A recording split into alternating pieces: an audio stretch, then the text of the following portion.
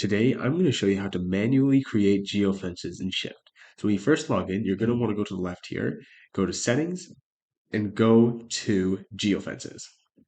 From here, we can see our geofences. We can see the active ones, the inactive ones, and then we can see both at the same time by clicking all.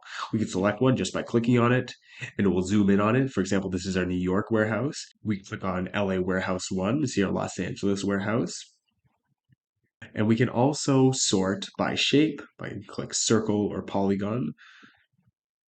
And then we click show all geofences to see all of our geofences at once. And then finally, we can search here. We search LA, and we can see our LA warehouse there. So let's go ahead now and click add new geofence and click shape. Okay, first we have to give it a name.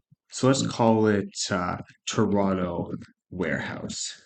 Now we have to choose a shape. We can do circle or polygon. We'll do both, but let's start with circle. For circle, we can give a radius. We say 50 kilometers.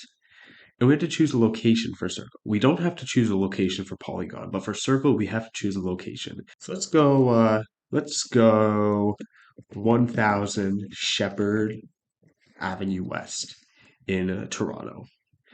And then we can choose active or inactive, and then we can click save. Now, let's see how to make a polygon geofence. So let's click Add New Geofence and click Shape. Give it a name. We'll say Toronto Warehouse 2. And now let's click Draw Custom here. And then we'll click New Polygon.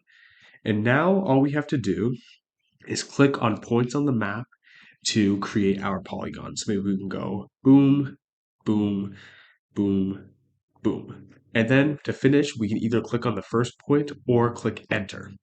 And we've now created a polygon. And now, once again, we can set the status to active or inactive, and then click Save. And we're done.